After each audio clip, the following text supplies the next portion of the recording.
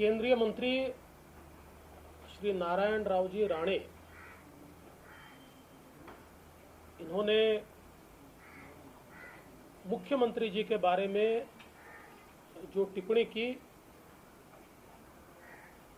हम उसका समर्थन नहीं करते। मुख्यमंत्री जी को भारत की स्वतंत्रता का अमृत महोत्सवी वर्ष याद नहीं रहा, इसके लिए किसी व्यक्ति को गुस्सा आ सकता है, वो स्वाभाविक भी है, किंतु उस गुस्से को व्यक्त करने के अपने तरीके होते हैं,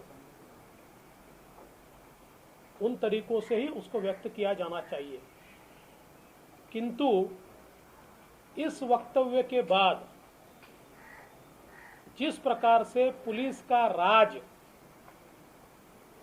चलाने का प्रयास सरकार की ओर से किया जा रहा है, मैं स्पष्ट रूप से कहता हूं कि भारतीय जनता पार्टी वक्तव्य का समर्थन नहीं करेगी, पर व्यक्ति का समर्थन पूरे तरीके से करेगी। भारतीय जनता पार्टी नारायण राव जी राणे इनके पीछे पूरी ताकत से खड़ी रहेगी।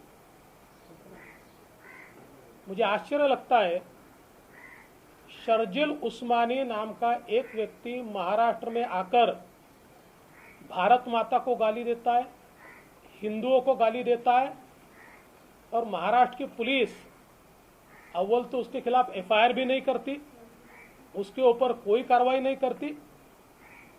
लेकिन केंद्रीय मंत्री नारायण राणे जी के वक्तव्य के बाद दो जगह एफआईआर दाखिल होते हैं, टीम निकलती है, और सबसे बड़ी बात तो यह है कि पुलिस कमिश्नर आदेश देते हैं कि इनको पकड़ा जाए, कोर्ट के सामने हाजिर किया जाए। पुलिस कमिश्नर साहब को कानून पता है देश का, ये नॉन कॉग्निजेबल ऑफेंस है, और जिसको कॉग्निजेबल बनाने का आपने प्रयास किया है उसमें भी आपको पहले नोटिस देनी पड़ेगी, क्योंकि आपने आईटी एक्ट में दिया है।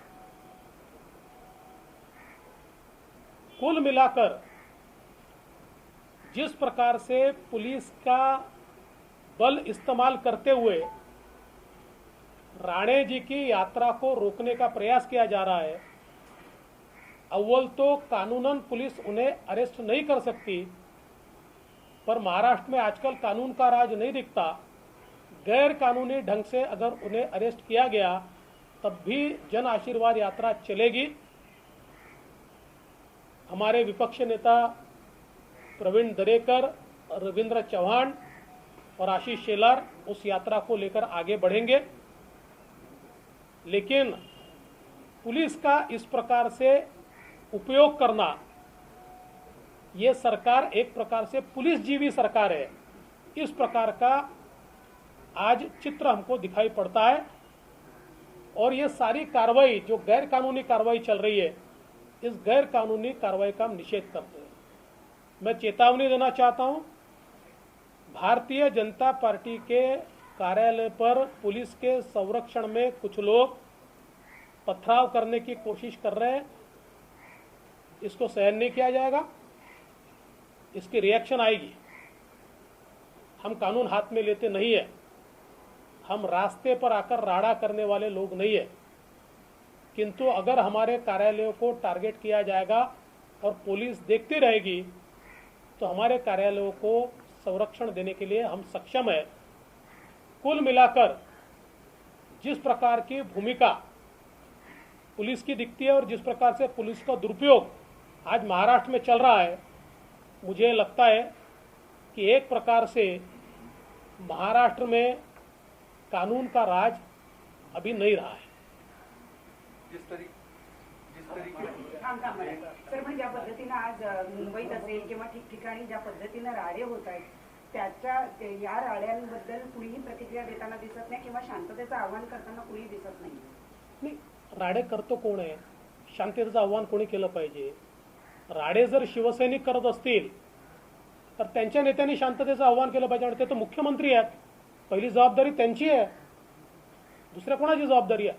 मी भारतीय जनता पक्षाच्या कार्यकर्त्यांना सांगतो, भारतीय जनता पक्षाच्या कार्यकर्त्यांनी संयम ठेवावा, कुठेही त्यांनी प्रवोक होऊ नये, हा एवढं निश्चित आहे. आपल्या कार्यालयावर जर कोणी चालून येत असेल आणि पोलीस संरक्षणात चालून येत असेल तर आपल्या कार्यालयाचं संरक्षण करणं हे आपलं कर्तव्य आहे. तेवढ्यापुरतं आपण संरक्षण केलं पाहिजे. बाकी भारतीय जनता पक्षाने शांतता पाळावी. पण महाराष्ट्रात या क्षणाला इतरही जनआशीर्वाद यात्रा चालू आहेत. म्हणजे दानवेंची सुरू आहे, त्याच्या आधी भारती पवारांची सुरू होती. इतर कुठल्याही जनआशीर्वाद यात्रेबाबत इतके वाद होत नाही, इतके वाद राणेंच्याच जनआशीर्वाद यात्रेबाबत होताना दिसतात का? तर याचं उत्तर तुम्हीच दिलं पाहिजे. नाही, पण त्यांच्याकडनं वारंवार वादग्रस्त वक्तव्य येत आहेत किंवा असं आहे, मी एक प्रश्न विचारतो की समजा महाराष्ट्राच्या मुख्यमंत्र्यांनी लाथा मारा म्हटलं तर तो ठाकरी बाण आणि इतर दुसऱ्या कोणी काही म्हटलं तर यांची जीभ घसरली. ही दुटप्पी भूमिका सोडली पाहिजे. मी पुन्हा सांगतो, त्या वक्तव्याचं समर्थन होत नाही, पण तुम्ही दुटप्पी भूमिका सोडली पाहिजे. राष्ट्रवादीकडे गृह खातं आहे. ज्या पद्धतीनं पुण्यात तोडफोड होते, नाशिकमध्ये तोड होते आणि मागच्या काही काळांमध्ये कोरोनाची कारणं दिली होती, आंदोलन करू नका, काही ह्या गोष्टी करू नका, या सगळ्याकडे कसं बघताय? कारण राष्ट्रवादी असेल किंवा जे आहे ठोसपणे कुणी भूमिका घेताना दिसत नाही. स्टेट स्पॉन्सर्ड आहे ना ही जी काही तोडफोड चाललेली आहे. बंगालमध्ये आणि महाराष्ट्रात आता काय फरक राहिला मला सांगा? बंगालमध्ये पोस्ट पोल व्हायलन्स असा स्टेट स्पॉन्सर्ड होता आणि त्याच्यावर आपल्याला माहिती आहे आता उच्च न्यायालयाने SIT तयार केली आणि त्यातल्या काही केसेस CBIला दिल्या. कारण हे लक्षात आलं की हा स्टेट स्पॉन्सर्ड आहे, इथले पोलीस काही करणार नाही आहे. महाराष्ट्रात ही वेळ कृपया येऊ देऊ नका. महाराष्ट्र पोलिसांचा दर्जा मोठा आहे, देशामध्ये त्यांना मान आहे, त्यांची मान खाली घालायला लावू नका. दोन्ही मंत्री अशा पद्धतीचे वक्तव्य करताना पाहायला मिळत आहे. महाराष्ट्राची संस्कृती नाहीये, कुठेतरी राजकारणाची परिभाषा बदलते असं म्हटलं जाऊ शकतं काय? हे मला मान्य आहे की महाराष्ट्राची संस्कृती पाळली गेली पाहिजे. ती मंत्र्यांनी पाळली पाहिजे, ती मुख्यमंत्र्यांनी पाळली पाहिजे, ती केंद्रीय मंत्र्यांनी पाळली पाहिजे, ती आम्ही सगळ्यांनीच पाळली पाहिजे. म्हणून मी पुन्हा पुन्हा वारंवार सांगितलं की वक्तव्याचं समर्थन केलं जाऊ शकत नाही. जिस तरीके से राणे के घर के बाहर तक सुरक्षा होने के बाद भी शिवसैनिक पहुंचे और वहां पे लाठी चार्ज हुआ और हंगामा हुआ, उसे कैसे देखते? भैया देखिए, हिंदी में कहावत है, सैया भय कोतवाल तो डर काहे का. तो अभी सैया ही कोतवाल है ना, तो ऐसी चीजें होगी, लेकिन उससे हम तो डरने वाले लोग नहीं है. बंगाल जैसा क्या स्पॉन्सर्ड? देखिए, बिल्कुल जिस प्रकार की परिस्थिति दिखाई पड़ती है बंगाल में, इसी प्रकार से स्टेट स्पॉन्सर्ड घटनाएं हुई.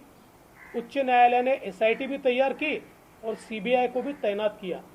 मैं ईश्वर से प्रार्थना करता हूं कि महाराष्ट्र में बंगाल जैसी स्थिति न आए और इसकी जिम्मेदारी सरकार की है. आमच्यावर लाठीचार्ज केला गेला, आमच्यावर दगडफेक केली गेली. राणेंच्या घराच्या जवळ पोलिसांनी आमच्यावर लाठीचार्ज केला आणि आमच्यावर दगडफेक करण्यात आली असं वरुण सरदेसाई म्हणतात. असं आहे, खरं म्हणजे नौटंकी काय असते हे आज आम्हाला पाहायला मिळत आहे. सगळं ठरवून चाललेलं आहे. तू मार मी रडतो अशा प्रकारची अवस्था. सर, जयंत पाटील कुठेतरी असं म्हणतायत की नारायण राणे यांची केंद्रीय मंत्रीपदी निवड ही भाजपची कुठेतरी चूक ठरतीये. मग ती नरेंद्र मोदी असतील किंवा स्वतः देवेंद्र फडणवीस असतील, त्यांनी यावर खरंच विचार करायला हवा. मला असं वाटतं की हे सरकार सत्तेत येणं ही महाराष्ट्राची कुठेतरी चूक दिसते. तुम्ही सांगता की नॉन कॉन्ग्रेबल ऑफेन्सेस आहेत, पण तरी सुद्धा अरेस्ट होऊ शकतात. कुठल्या बेस्ट होतात? कारण तुम्हाला सुद्धा कायद्यातली माहिती आहे. कुठल्याही कायदे तज्ज्ञाला विचारलं तरी या नॉन कॉग्निजेबल ऑफेन्स आहे आणि तो कॉग्निजेबल केला, आता केला आहे त्यांनी, नियमाच्या बाहेर जाऊन केला आहे, तरीही त्यांना नियमाने पहिले नोटीस द्यावी लागेल, त्याशिवाय ही कारवाई करता येत नाही. पण ते निघाले आहेत ना, टीव्हीवर देऊन राहिले ना. अरे असेल हिम्मत तर जा ना शर्जील उस्मानीला पकडायला. हिम्मत नहीं तुमची. साइबर क्राइम पुलिस स्टेशन के जरिए गुनाह रजिस्टर किया गया, उसका बेस किस तरीके से आप देखते हैं? देखिए, ये सरकार बार बार हाई कोर्ट में मुंह के बल गिर रही है. इस मामले में भी ये सरकार मुंह के बल गिरेगी. सर, राणे यांचे वक्तव्य नरेंद्र मोदी यांचं वक्तव्य समजावं, कारण त्यांनी मंत्री केलं असं जयंत पाटील म्हणतात. मला असं वाटतं की जयंत पाटलांना मी आतापर्यंत विद्वान समजत होतो. पण आता त्याची तपासणी करण्याची वेळ जयंतराव येऊ देऊ नका. नारायण राणेंच्या वक्तव्यामुळे मुंबई महापालिकेच्या निवडणुका आहेत. मराठी माणूस याकडे कशा पद्धतीने पाहिजे आणि त्यातही भाजपला याचा फटका बसेल. नारायण राणे अमराठी आहेत का? केंद्रीय मंत्री आहेत. हा सगळा गोंधळ इथं सुरू आहे आणि मोदींच्या कॅबिनेट मधल्या एका मंत्र्यावर अशा पद्धतीने हे तुम्ही याबद्दल काही केंद्राला पाठपुरावा केला आहे का? त्यांच्याकडून काही विचारणा झाली आहे का? कारण हे प्रकरण अटक झाली. काही विचारणा झालेली नाही. मी देखील कळवलेलं नाही. आम्ही इतके कच्चे लोक नाही. असं आहे, जे योग्य असेल त्याला योग्य म्हणू, अयोग्य असेल त्याच्यावर संघर्ष करू. जी जनआशीर्वाद यात्रा निघाली होती त्याचा मूळ फोकस होता की मोदी सरकारने केलेली कामं लोकांपर्यंत पोहोचवण्याची. आता हा फोकस कुठेतरी शिफ्ट झाला असं वाटतंय का? फोकस शिफ्ट होत नाही. काय असतं की पॉझिटिव्ह न्यूज ही न्यूज नसते, निगेटिव्ह न्यूज ती न्यूज असते. त्यामुळे त्याच्याकडे जास्त लक्ष दिलं जातं. बाकी त्याचा फोकस तोच राहणार है. कालही फोकस तोच होता, आजही फोकस तोच है. सर, राणे जी के वक्तव्य के कारण क्या भाजपा को आगामी बीएमसी चुनावों में नुकसान होगा? क्या वो बैकफायर करेगा उनका स्टेटमेंट जो भी? अरे भाई, नुकसान होगा इस बात से और शिवसेना और कांग्रेस और राष्ट्रवादी कांग्रेस को होगा कि महाराष्ट्र में शर्जील उस्मानी आकर हिंदुओं को गाली देता है और उसको संरक्षण वो देते हैं, उसकी रक्षा वो करते हैं. इसका नुकसान उनको होगा. जनआशीर्वाद यात्रेला